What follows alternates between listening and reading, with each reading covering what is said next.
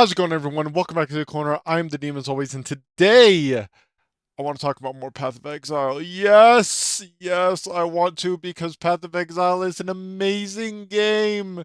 Why are you not playing it? Go play it. Anyways, this is an hour and 20-minute video talking about the new Atlas in-game and a lot of other in-game content for Path of Exile 2. Now, if you didn't catch their live stream, shame on you, shame on me. I missed a lot of it. But I want to go over this because there's a lot of things in here that I really want to see, a lot of things that I want to explore, and a lot of things I want to comment on. And no one asked me to comment on them, so I'm going to do it. Now, these might be split up into a few videos, mostly because uploading like a 2-hour long video takes a long time. And, you know, I don't want to do that. So we'll see how it goes. We'll see how long this video is when all is said and done, and we'll see if there's any good stopping points and whatnot within the video. So without any more yapping from me, let's get into it. Just what are we facing here? A relic of the old world. Ready your men, Captain. We will only get one chance. And remember, when you hear the whispers, call for help. Do not attack. Is this just the trailer? If this is just the trailer, I'm going to skip it. Hang on. It was indeed just the opening cinematic. It even says it in the chapter. Jonathan Rogers, game director on Path of Exile 2. Now, Path of Exile 2 is going into early access in around 2 weeks on December the 6th. But even though it's early access, this isn't just some small taste. The game is huge. In this live stream, we're going to be introducing everything you can expect. So without further ado, let's roll the gameplay trailer. Existence is a thing of beauty. We've seen this, Precious. so I'm going to go ahead and skip it. Now, Amazing as you just trailers, saw, by the way. even in early Amazing access, cinematics. Path of Go Exile watch 2 it. is a big game. It's actually been 5 years since we announced PoE 2, and over that time we've revealed a lot, but it's been in bits and pieces. It's pretty hard to keep track of it all, so today we're going to do a full rundown of all the content that will be available at the start of early access. Let's Classes, fucking character go. progression systems, and for the first time, a full overview of the end game. This is going to be a big one, so get comfortable. For 20 years, Rayclast has been free from any sources of corruption, but the Count of Ogham, tempted by promises of power, intends to harness it once more. The dead are rising, monsters are mutating, and madness is spreading. Under the dark influence of corruption, the Count doles out sentences of death to any who would question him. So, one thing I've learned about this scene is the one that escapes is your character. This is going to be like the character creation screen. Or the character selection screen, I should say.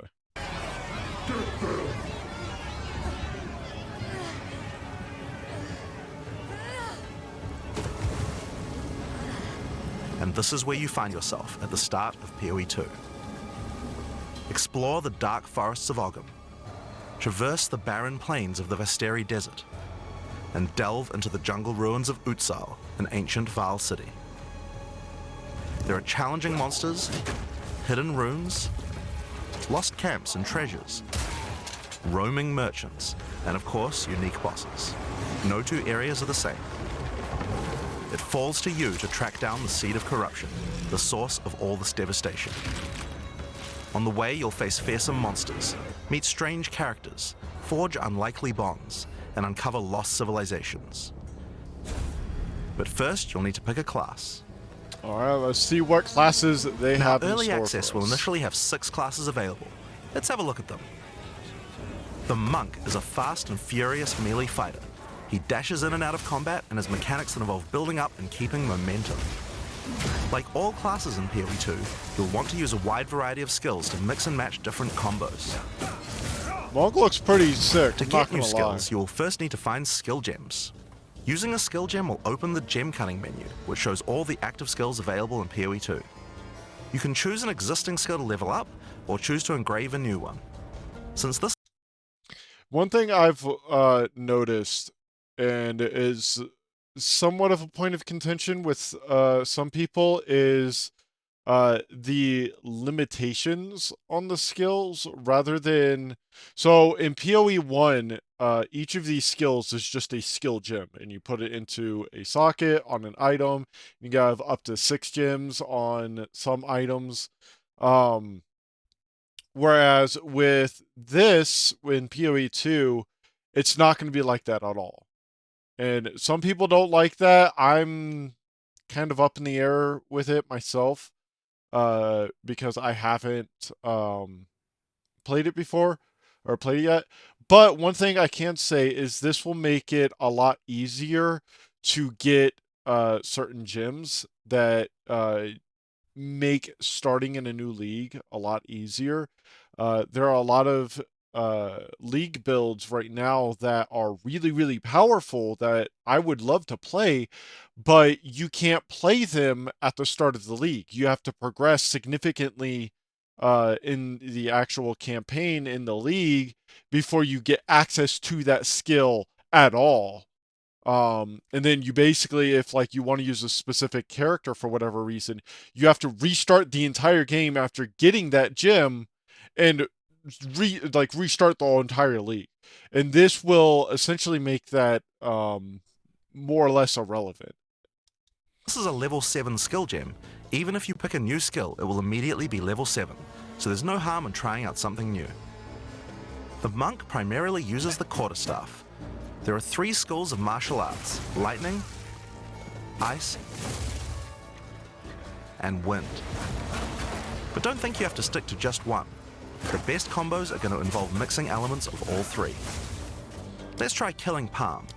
Like many monk skills, this can be used to quickly take advantage of a specific situation. If there's an enemy on low life, you can use Killing Palm to dash to them and kill them instantly.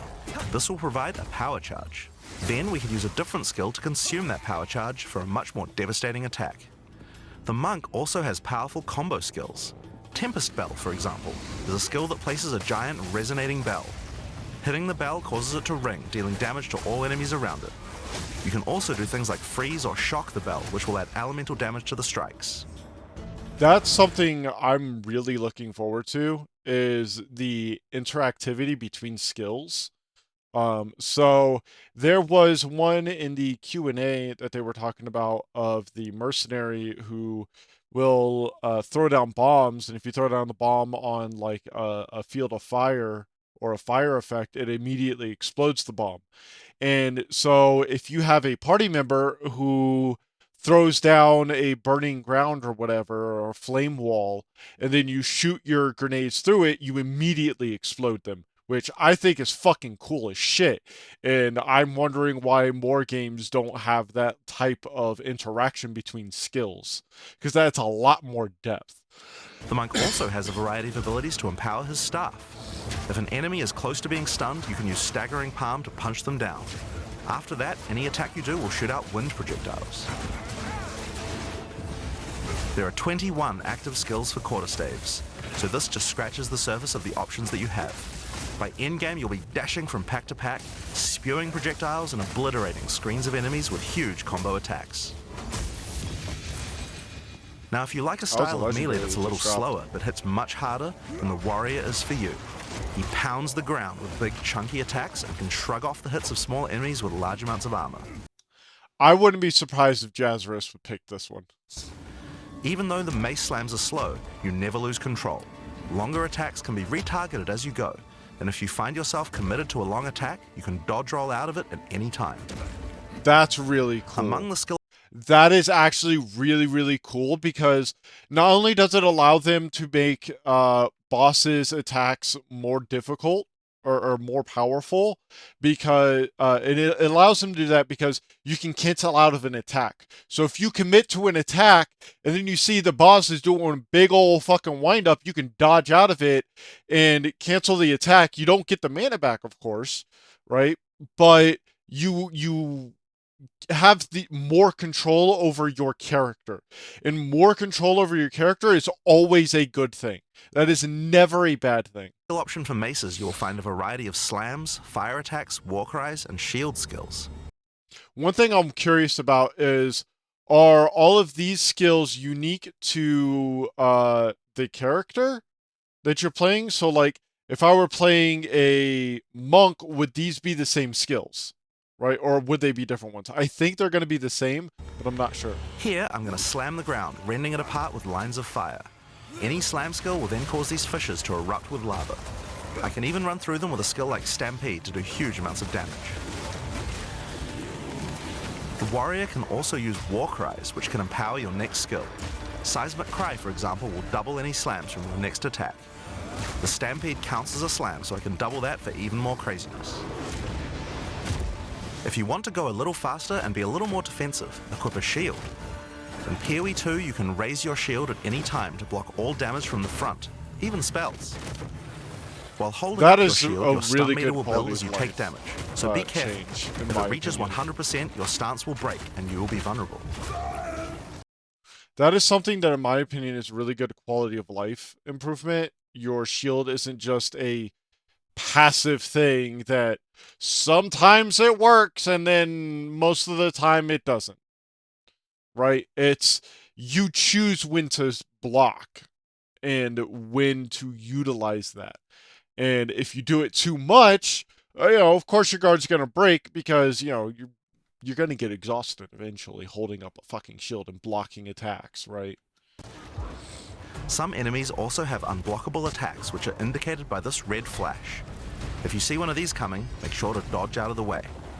And attacks like that, you see how long he sat there and held it? You have more than enough time to get out of the fucking way. If you get hit by that, I'm going to get hit by that a lot. It's your own fault, right? Using And a so they shield can make also those gives you much access to more shield punishing. skills like Shield Charge, which allows you to charge towards enemies and stun them. While charging, you're also blocking the whole time, so you have full damage immunity from the front. The warrior That's also has cool. access to totems.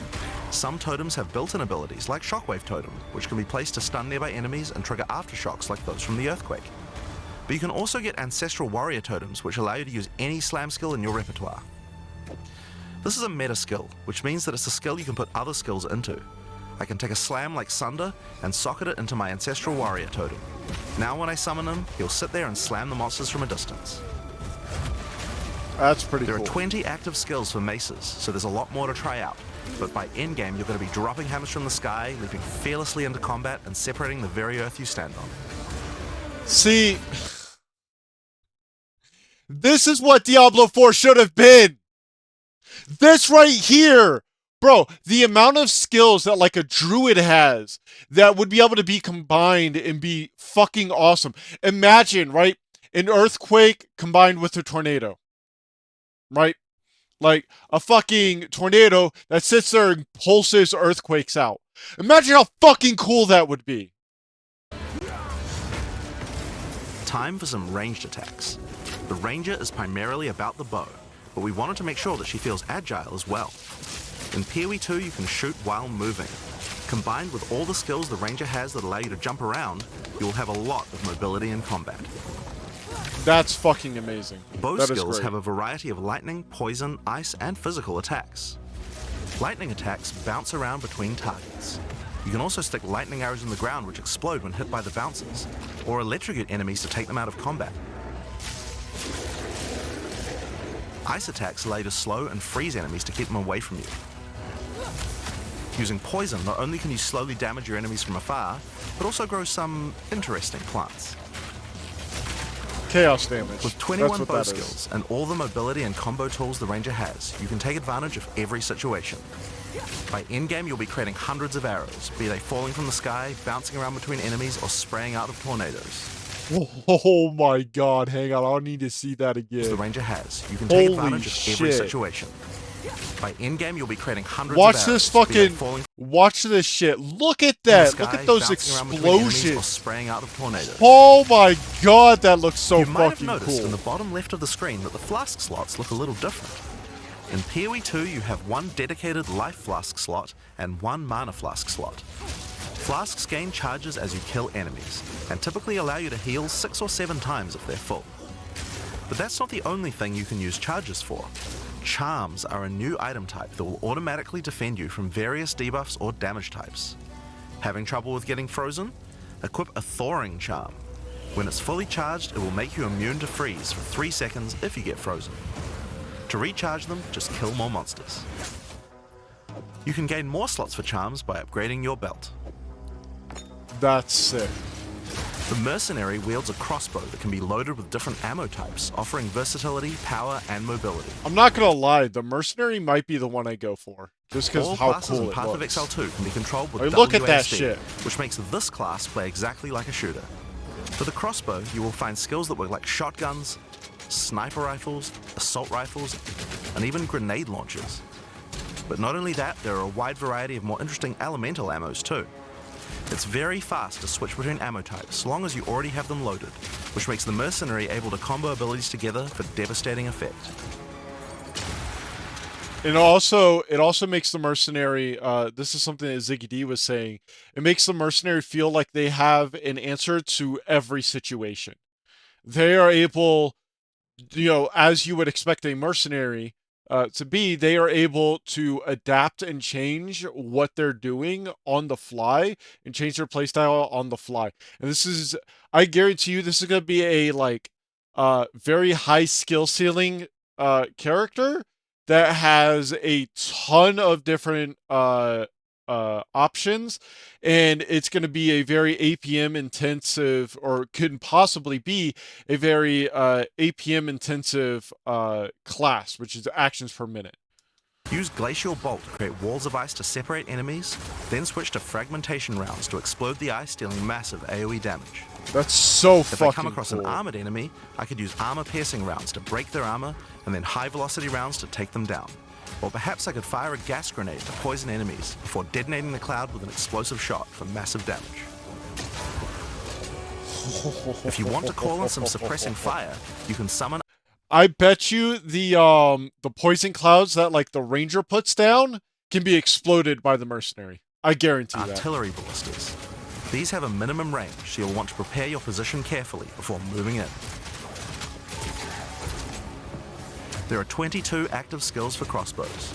By endgame, you'll be calling destruction down from the sky as you litter the battlefield with grenades and pepper your enemies So with your automatic satisfying. shotgun. That is If you're so looking to take a fucking backseat and let your satisfying. minions do the work, then the witch should be your choice. She can call I'm forth not gonna hordes lie. of undead monsters to fight. I'm not gonna lie, I love necromancer classes. I might be a witch. I might be a witch because I love That's like minion builds are like my favorite build in PoE. They're absolutely my favorite build. Just being able to fucking call up a whole bunch of minions and just let them go and fucking do my work for me and just sit back and yay, yes, my minions, slaughter them, do what your master commands. Oh my god. For her, while casting powerful chaos spells that debilitate her enemies. Occult skills are some of the most varied in the game, with skeletons, noxious spells, specialty minions, curses, and sacrificial magic. Before we talk about minions, we'll have to talk about a new resource in Path of Exile 2 called Spirit. This is a spirit gem, which allows you to pick from a range of persistent skills. All classes have a variety of these skills which can add some very interesting effects, like Arctic Armor, which does cold damage to enemies that hit you, or Raging Spirits, which summon fiery skulls each time you cast a fire spell. For the Witch, though, we'll want to be using our spirit to create permanent minions. These minions will be revived automatically when they die, so you don't have to worry about resummoning them all the time.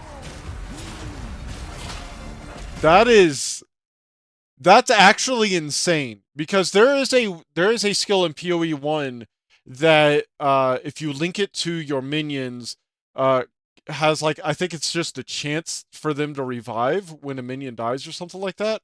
There's also another one that will like heal nearby minions whenever a minion dies or whatever. But then you just have to resummon them, and it's a real fucking nightmare and real pain in the ass. And if a whole bunch of minions die at once and you're not paying attention, suddenly you have no minions. Here, I'm using the skill screen to allocate which minions I would like in my horde. You can see the spirit cost of each one. Skeletal warriors are cheap, but weak, useful for tanking damage and distracting enemies. But I want more heavy hitters in my army, so I'm going to unsummon some warriors and instead add skeletal arsonists. Permanent minions come with special active abilities called command skills. You can order these guys to detonate your own minions for even more damage and area of effect. If you want a bigger army, you'll need a scepter. This new weapon type is imbued with even more spirit, allowing you to summon even more friends. And if you want an even bigger army than that, you can take advantage of corpses to summon true hordes of minions. But what can a witch do while her army is at work? Well, she has a range of chaos spells to spread disease amongst your enemies, or bone skills to impale them. Or, you know, you could curse them to make them weaker so your horde can take them down. There are 25 active occult skills. By the end game, you will be the leader of a fearsome army of the dead, consuming everything in its path. I'm not gonna lie. This seems pretty fucking dope. Sorceress bends the elements to her will, using them to unleash devastation on her foes. This classic spellcaster weaves a flurry of elemental magic from afar. I can already see Jazarus. What Jazarus? I'm gonna ask Jazarus if he's gonna pick the Sorceress. And I know exactly what he's going to say. He's going to say, hell no! Those are for pussies. I know it for a fact. Mental skills have everything you might expect and more. Oh my god, but I'm not going to lie. Like, lightning storms, you get this shit looks kind of fire. Each spell is unique and has many different ways to build and combo with others, even between different elements. For example, Flame Wall conjures a burning line that not only damages enemies, but also empowers all projectiles that pass through it. Bro, this is what Diablo 4 should have been! Put down the firewall, send an electricity skill through it, and then it imbues it with fire? Oh my god, yo. If you place a wall and fire lightning sparks through it, they'll gain extra fire damage. Yo. It's a good idea to take advantage of the ability to automatically swap weapons when you use certain skills. Having a special staff with bonuses to fire skills and another with bonuses to lightning skills can really power up a combo like this. The Sorceress can also take advantage of powerful trigger gems. For example, you could grab the Cast and Ignite gem and use it with Firestorm. As you ignite enemies, a counter will go up in the top left corner. When it's full, a Firestorm will automatically be cast at the enemy that was ignited. There are 25 active elemental skills. By endgame, you'll be firing off projectiles left and right as you rain down elemental storms on your foes. Yo, Jazarus, I know, sorcerers are for pussies and everything, but look at this shit. Look at this shit. Look at the devastation you can wrought. Oh my god. Those are the characters that will be available at the start of early access, but we will be adding 6 more character classes with just as many skills and options as these. Dog. There's gonna be like 12 total classes. 12! Bro, hold on. How many classes are in Diablo 4? Isn't there only like 5 classes in Diablo 4 or some shit? How many classes are there? 1, 2, 3, 4, 5, 6. There was 5 in the base game, 6 with the expansion. This game is launching with the same number of classes in Diablo 4 currently for its early access, and then it's going to have a double the amount when the game releases. Dog. There's a lot more to come. There's one more important thing to mention about skills. Even though we talk about them as belong to each class, in reality there are no restrictions. You can use all these skills on any class so long as you have the attributes. For example, a Poison Ranger might want to try out using Occult Curses to increase her poison damage, or a Monk might want to trigger Elemental Ice Walls to use with his Glacial Cascade combo. The possibilities for cross-class combos are practically unlimited. We're looking forward to what kind of things you guys might find. Now, Path of Exile is a game known for build customization, and we haven't even scratched the surface of what is possible yet. Bro. So let's talk about support gems.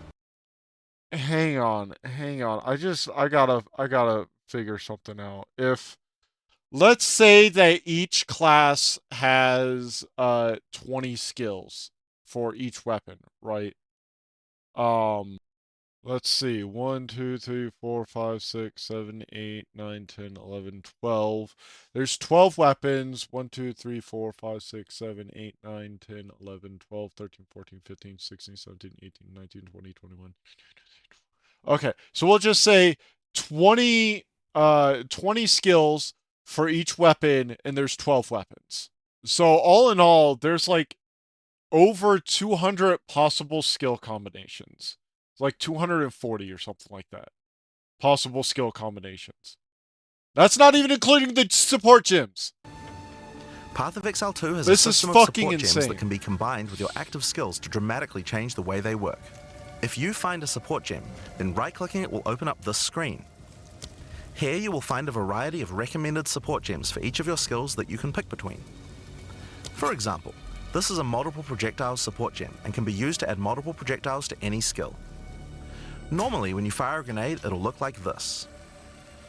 But if we add multiple projectiles, then you get 3 of them. Once you have the gem, you can also freely move it between any of the skills on your character. If you want to have a multi-shot sniper rifle instead, then simply move the gem over to your high velocity round skill. Generally speaking, if it sounds like a support gem should work with a skill, then it will work. So it's a good idea to experiment. Note that you can only That's have one of each insane. support gem on your character, so you'll want to think carefully about which supports can be used best with each skill for maximum damage. Now, if you want to stick to the recommendations, you should have a perfectly good time. But if you want to experiment a bit more, then uncheck that recommended button and you can see the full list of supports that will work with your skill. There Holy are hundreds of support shit. gems to choose from, and even we don't know the results of all the possible ways these can interact. Each skill can have up to 5 support. Did you see how many support gems there are? Socketed into it, and if you're clever you can come up with some pretty interesting ideas. Now all of this is just scratching the surface. You can make frost vortexes, break people's armor, make minions explode, make skills repeat, make enemies set each other on fire, cull enemies or pin them to the ground. Supports let you drastically change the behavior of your skills and create your own unique build, or at least follow someone's OP build guide. Nah. D4, they got fucking shit. They got fucking shit on GGG. Bro. Holy fuck. Wow. So I want to do one last thing before I wrap this up and transition to a new video, because this one's already almost 30 minutes long. So hang on. So all in all, there's like 120 support gems on top of the 240 skill gems. So like I'm pretty sure. Let me double check and make sure that this is correct. Okay, so if we assume that about 20% of them don't work for certain ones, right? So about 20% of those skill gems don't work on all of them. There's about 23,000 different skill combinations between the skills you can get and the support gems you can get. This is insane. I'm gonna quote Josh Strife Hayes here. GGG, stop developing the game and just give it to us already. This is insane. Oh my god. Anyways, yeah. So I'm gonna split this video up. If you like this video, hit the like button, hit subscribe. If you didn't like it, hit dislike, leave a comment, let me know why you don't love Path of Exile and aren't going to be playing Path of Exile 2. And I'll see you in the next one.